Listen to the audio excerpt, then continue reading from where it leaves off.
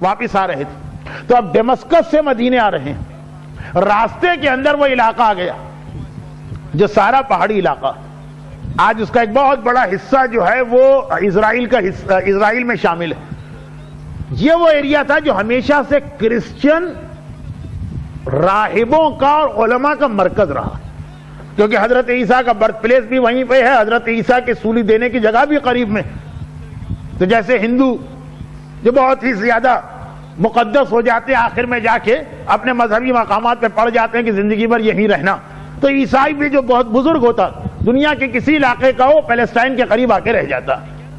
امام جب واپس آ رہے ہیں تو دیکھا کہ ایک جگہ کرسچن کا بہت بڑا مجمع ایک پہاڑی کے اوپر۔ امام نے پوچھ لیا کہ کیا آج عیسائیوں کی کوئی عید ہے؟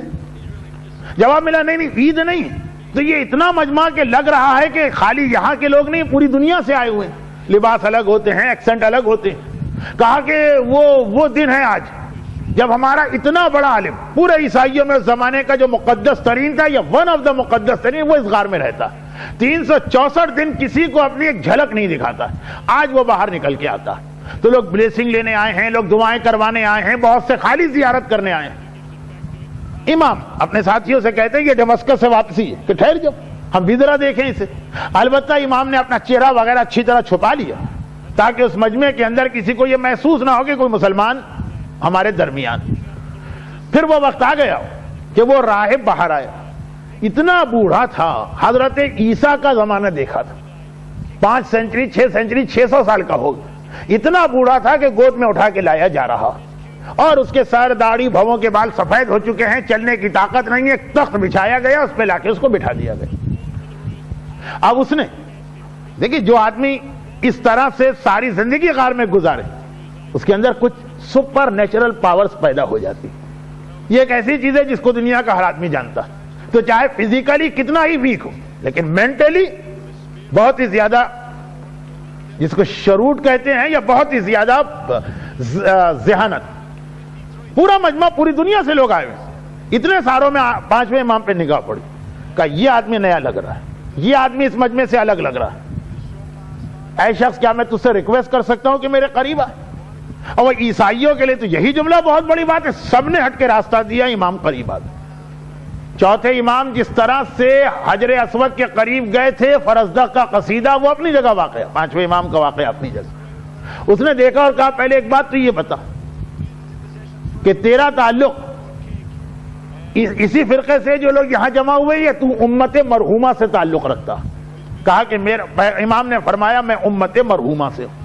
اب آپ کنفیوز نہ ہو کہ مرحومہ کون مرحومہ تھی، کہاں انتقال ہوا، کس کی بیٹی تھی، کس کی ماں تھی، 40واں ہوا کہ نہیں ہوا، کس نے مجلس پڑھی؟ مرحومہ عربی کا لفظ ہے جس کا مطلب یہ جس پر اللہ نے رحمت نازل کی۔ امت مرحومہ وہ امت جس پر اللہ کی خاص رحمت آئی ہے، وہ مسلمان ہے۔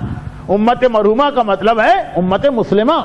کہا کہ میں امت مرحومہ سے تعلق رکھتا ہوں، ان کے علماء میں سے ہے کہ عام آدمیوں میں سے؟ اب امام کی زبان پہ سچتا ہے، کہہ سکتے ہیں میں عالم نہیں، پھر کیا کہیں نعوذ باللہ میں جاہل ہوں۔ پہلا جملہ کہیں تکبر جھلک رہا ہے، دوسرا جملہ کہیں جھوٹ آ رہا ہے۔ امام کے پاس نہ تکبر ہے نہ کذب ہے، کہا لستو بے جاہل، میں جاہلوں میں سے نہیں۔ یہ نہیں کہا کہ میں عالم ہوں، لیکن یہ بھی نہیں کہا میں جاہلوں میں سے نہیں۔ اس نے کہا کہ میں یہ چاہتا ہوں کہ میرے اور آپ کے درمیان کچھ بات چیت ہو، آپ سوال کریں گے میں جواب دوں، یا میں سوال کروں اور آپ جواب دیں گے۔ امام فرماتے تو پوچھ جو تجھے پوچھنا۔ لفظ سلونی امام نے اپنے الفاظ میں کہا کہ ایک بات تو یہ بتائیے کہ وہ کون سا وقت اللہ نے بنایا جو نہ دن میں ہے نہ رات میں ہے؟ امام نے کہا بین الطلوعین، وہ وقت جو 2 فجر کے درمیان ہے، یعنی سورج نہیں نکلا ہے، صبح کی روشنی نمودار ہو گئی ہے، جو ہمارے یہاں نماز فجر کا وقت ہے۔ کہ یہ وقت نہ اسے دن کہا جا سکتا ہے نہ اسے رات کہا جا سکتا۔ رات اس لیے نہیں کہا جا سکتا کہ بہرحال روشنی نمودار ہو گئی، دن اس لیے نہیں کہا جا سکتا ابھی سورج نہیں نکلا۔ کہا تو پھر یہ وقت کیوں بنایا گیا؟ کہا پروردگار نے جنت کے ٹائمنگ میں سے ایک ٹائم یہاں پہ رکھا، اور وہ یہ وقت جس میں بیمار کو آرام مل جاتا ہے اور جن کے جسم میں درد ہو تو درد میں ایک لمحے کے لیے کمی آ جاتی ہے. اس لیے نہیں ہے کہ پڑے سوتے رہیے جو ہم اور آپ کرتے ہیں، خیر وہ ایک الگ بات. کہا کہ اے شخص اگلا سوال میں کروں کہ تو کرے گا؟ امام نے کہا تو ہی کر. آپ مسلمانوں کا یہ عقیدہ کہ جنت میں نعمتیں جب دی جائیں گی جتنی استعمال کرو ختم کبھی نہیں ہوں گی، اتنی ہی رہیں گی، یہ کیسے پاسبل؟ لاجک عقل کے خلاف اس کی کوئی مثال ہے؟ دیکھیں مثال اسے نہیں کہتے ہیں جو 100% دوسرے کے مطابق. ہاں امام نے کہا ہاں اس کی مثال دنیا میں چراغ، کہ ایک چراغ سے 1000 چراغ روشن کر لے، ہر چراغ میں روشنی آئے گی، پہلے چراغ کی روشنی میں کوئی کمی واقع نہیں ہوگی. کہا کہ اگلا سوال آپ کریں گے کہ میں کروں؟ کہا کہ تو ہی کر. آپ مسلمانوں کا عقیدہ یہ ہے کہ جنت میں کوئی نجاست نہیں آئے گی، لیکن لوگ کھائے پیئیں گے بھی. تو جب آدمی کوئی چیز کھائے گا یا پیے گا تو اللہ نے نظام ایسا بنایا کہ بعد میں پھر وہ جسم سے نجاست کی صورت میں خارج ہوتا ہے، یہ پیشاب وغیرہ. یہ کیسے پاسبل ہے؟ اچھا قرآن نے ان سب کا جواب دیا کہ دنیا میں رہنے والوں تم جنت کی زندگی کو سمجھ ہی نہیں سکتے ہو، بالکل ہی ڈیفرنٹ چیز دنیا ہے، لیکن ذرا مثال سے سمجھانا. کیا اس کی کوئی مثال ہو سکتی؟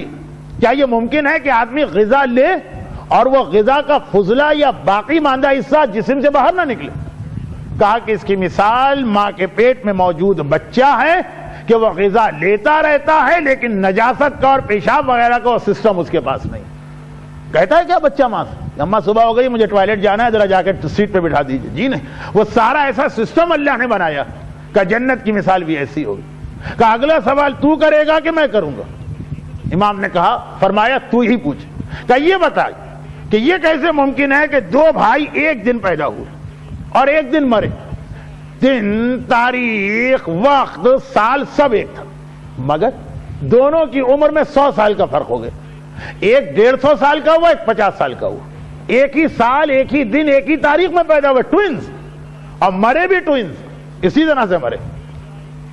امام نے کہا کہ یہ واقعہ عزیر و عزیز کا ہے کہ یہ دو بھائی وہ تھے کہ ان کے باپ سفر پہ گئے، انتقال کر گئے، اس وقت ان کی بیوی پیگننٹ تھی، چنانچہ پھر ایک وقت میں دونوں پیدا ہوئے جیسے ٹوئن پیدا ہوتے، اور 30 سال تک دونوں رہے. اس کے بعد عزیر، اسی واقعے کی بنا پر عیسائی حضرت عزیر کو اللہ کا بیٹا کہتے ہیں اور دیگر انبیاء سے بڑھ کے اسٹیٹس عطا کرتے ہیں. عیسائی نہیں، یہودی حضرت موسیٰ کو اللہ کا بیٹا نہیں کہتے، یہودی حضرت داؤد کو اللہ کا بیٹا نہیں کہتے، یہودی ان حضرت سلیمان کو اللہ کا بیٹا نہیں کہتے کہ جو سلیمان یہودیوں کے لیے اتنا بڑا فخر ہے.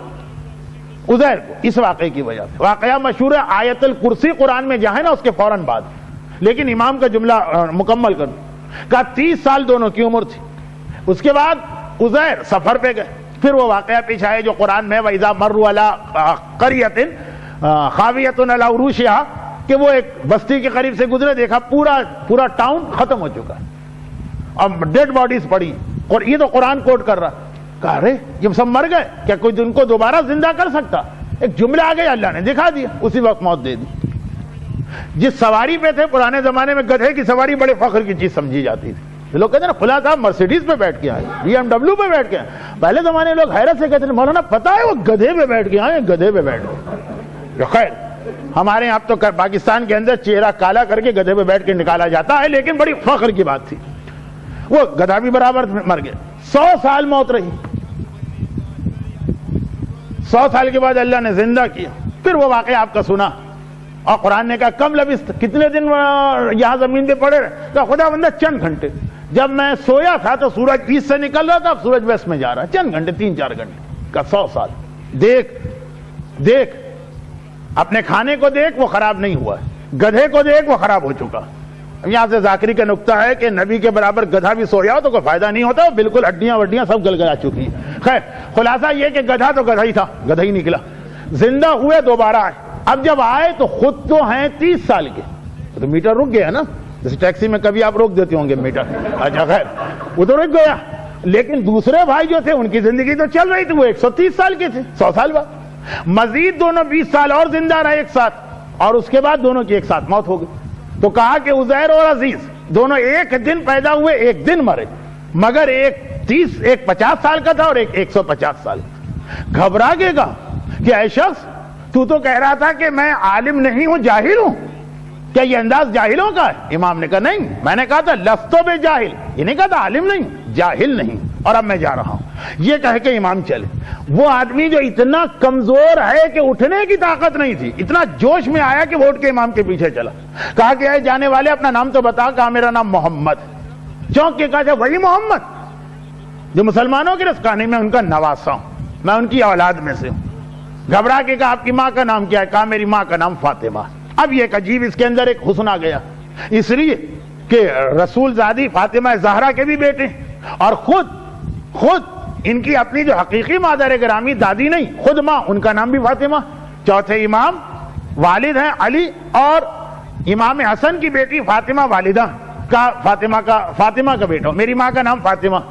گھبرا کے کہا تو وہ جو ہماری کتابوں میں ایلیا نام لکھا ہے آپ کا ان سے کیا رشتہ ہے؟ کہا کہ وہ میرے دادا، وہ میرے بزرگ ہیں۔ کہا تو پھر آپ ان کی اولاد میں شبر ہیں کہ شبیر ہیں؟ کہا کہ میں شبیر کا بیٹا ہوں۔ کہا آپ شبیر کے بیٹے ہیں؟ اس غار میں اتنے سالوں سے میں شبیر ہی کے بیٹے کے انتظار میں تو رہ رہا تھا، ہاتھ پھیلائیے، میں آپ کے ہاتھ پہ اسلام قبول کرتا ہوں۔ امام کے ہاتھ پہ اسلام قبول کیا، سارے مجمع سے کہا گواہ رہنا، ایلیا کے بیٹے شبیر کے بیٹے کا انتظار میں 500 سال سے کر رہا تھا، جو حضرت عیسیٰ مجھے خبر دے کے گئے۔ آج میری زندگی کا مقصد پورا ہوا، اور وہی زمین پہ لیٹا اس دنیا سے رخصت ہوا۔